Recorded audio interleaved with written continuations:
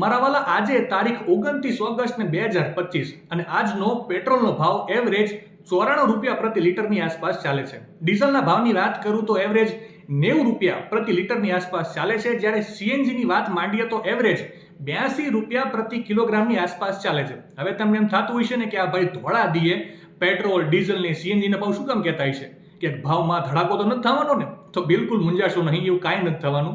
આ ભાવ હું તમને એટલા માટે કહું છું કેમ કે જે રીતે પેટ્રોલ અને ડીઝલની કિંમતોમાં ધડાકાભેર વધારા થયા કરે છે એ જોતા લોકો હવે સીએનજી કાર તરફ વળ્યા છે. આપણે ભારતીય એટલે આપણું માઇન્ડસેટ એકદમ સેટ છે, જે સસ્તું હોય એ જ લેવાનું, પણ આ સસ્તું ક્યાંક સરવાળે તમને મોંઘું ના પડે, ધ્યાન રાખજો. અને આવું હું બિલકુલ નથી કહેતો, નિષ્ણાંતોનો મત કહે છે.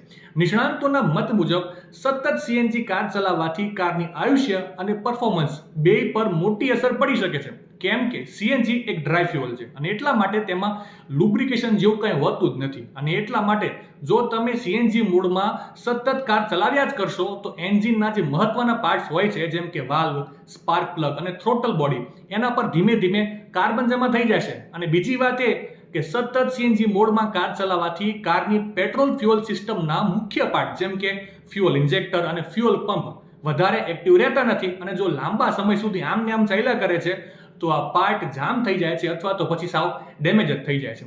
અને એટલા માટે જ નિષ્ણાંતોનું માનવું છે કે દર અઠવાડિયે મારા વાલા 10 થી 15 કિલોમીટર અથવા તો રોજના 2 થી 3 કિલોમીટર કારને સીએનજીમાંથી પેટ્રોલમાં ચલાવવી જોઈએ, જેનાથી કારના એન્જિનમાં લુબ્રિકેશન બનેલું રહે છે અને ફ્યુઅલ સિસ્ટમ સાફ અને એક્ટિવ રહે છે, જેથી કારનું આયુષ્ય અને પરફોર્મન્સ બે ચકાચક રહે છે. ટૂંકમાં ભવિષ્યમાં જો તમને કાર લેવાનું મન થાય તો હંમેશા નિષ્ણાંતોની સલાહ લેવાનો પ્રથમ આગ્રહ રાખજો. માહિતી સારી લાગી હોય તો રીલને વધારે શેર કરજો અને આવી જ અવનવી માહિતી માટે સંદેશ ડિજિટલ સાથે જોડાયેલા રહેજો.